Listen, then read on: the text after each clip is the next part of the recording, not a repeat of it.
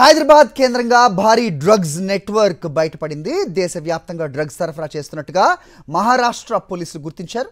చర్లపల్లి వాగ్దేవి ల్యాబ్లో 11,58,00,000 విలువైన 5.98 కేజీల మెఫెడ్రిన్ డ్రగ్ను సీజ్ చేశారు.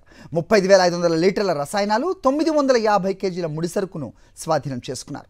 ముంబైలో బంగ్లాదేశీ మహిళ అరెస్ట్తో డ్రగ్స్ దందా వెలుగులోకి వచ్చింది. రైట్, ఇదే అంశంపై అప్డేట్స్ మా కరెస్పాండెంట్ అమర్ని అడిగి తెలుసుకుందాం. అమర్, చెప్పండి.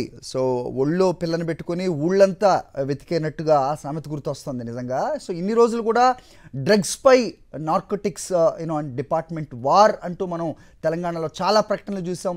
రేవంత్ రెడ్డి సైతం డ్రగ్స్పై వార్ని చాలా సీరియస్గా తీసుకున్నారు. కానీ ఇంత పెద్ద మొత్తంలో 100 కోట్ల విలువైన డ్రగ్స్ హైదరాబాద్లోనే తయారవుతోంది అనేది విస్మయం కలిగిస్తోంది.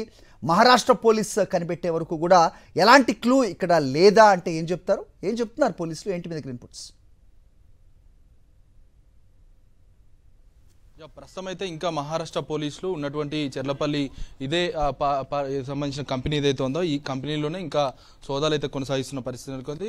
మొత్తం 11,58,00,000 విలువైనటువంటి మెఫ్రిడిన్ అనే 5.96 కిలోల మెఫ్రిడిన్ కూడా ప్రస్తుతం సీజ్ చేయడం జరిగింది. అందులో ఉన్నటువంటి శాంపిల్స్ కూడా ప్రస్తుతం ముంబై పోలీసులు, మహారాష్ట్ర పోలీసులు వాటన్నింటి కూడా శాంపిల్స్ కూడా సేకరిస్తున్నారు. అయితే 35,000 లీటర్ల రసాయనాలతో పాటు 950 కిలోల ముడిసరుకును కూడా స్వాధీనం చేసుకున్నారు. మనం చూసినటువంటి కంపెనీలోనే ఇంకా చూడొచ్చు డ్రమ్స్ తో పాటు ఇంకా మహారాష్ట్ర పోలీసులు కూడా ప్రస్తుతం ఇంకా తనిఖీలు అయితే కొనసాగిస్తున్నారు. ఉన్నటువంటి ముడి పదార్థాలన్నింటినీ కూడా వాటిని సేకరించడంతో పాటు అన్నిటి వివరాలు కూడా సేకరిస్తున్నారు. కంపెనీకి సంబంధించిన ఇందులో పనిచేస్తున్న వ్యక్తులు కూడా వారి స్టేట్మెంట్స్ కూడా రికార్డ్ చేస్తున్నారు. అయితే పోలీసుల దాడిలో మొత్తం 11 కోట్ల విలువైనటువంటి ఈ మెడిసిన్ అన్నింటిని కూడా ప్రస్తుతం సీజ్ చేయడం జరిగింది. ఇది అంతర్జాతీయ మార్కెట్లో ఒక రేటుగా ఉంటుంది. తెలంగాణలో మాత్రం చాలా తక్కువ లక్షల్లో విలువైనటువంటి ఈ మత్తు పదార్థాలన్నీ కూడా ముడిసరుకులు కూడా అన్నిటిని కూడా స్వాధీనం చేసుకున్నారు. అయితే ఇంత గుట్టు చప్పుడు కాకుండా జరుగుతున్నా కూడా తెలంగాణ పోలీసులు ఎందుకు దృష్టి సారించలేదనేది ప్రస్తుతం గమనార్హంగా మారింది. ఎందుకంటే ఒకవైపు తెలంగాణ ప్రభుత్వం డ్రగ్స్ కంట్రోల్ చేస్తున్నామని చెప్తా ఉంది. అయినా కూడా చెర్లపల్లి హైదరాబాద్ కేంద్రంగానే ఇంత పెద్ద డ్రగ్స్ సంబంధించిన ముఠా మొత్తం వ్యవహారం కూడా మహారాష్ట్ర పోలీసులు వచ్చి తనిఖీలు చేసేదాకా కూడా బయటపడలేదంటే ఇది మొత్తం గమనార్హంగా మారిందని చెప్పుకోవచ్చు. అయితే ముంబైలో మొదట బంగ్లాదేశ్ మహిళను అదుపులోకి తీసుకున్నారు.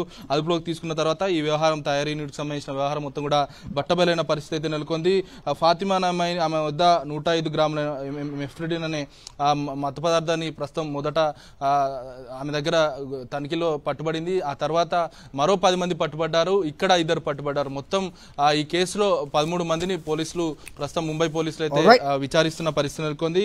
ఎక్కడి నుంచి ఈ మత్తు పదార్థాలకు సంబంధించిన ముడి సరుకులు తెస్తున్నారు, ఎవరి పాత్ర ఎంత మేరకు ఉంది, ఇప్పటికే ఇక్కడ హైదరాబాద్ చెందినటువంటి ఈ యజమానితో పాటు ఇంకో సరఫరాదారుడు లింక్స్ ఉన్నాయి కాబట్టి ఇద్దరిని ప్రస్తుతం ముంబై పోలీసులు ఇప్పటికే దీనికి సంబంధించిన 2 నిందితులను కూడా కంపెనీలో దాడులు నిర్వహించడం, అందులో ఉన్నటువంటి మత్తు పదార్థాలన్నింటినీ కూడా ముడి సరుకులను తరలించడం జరిగింది.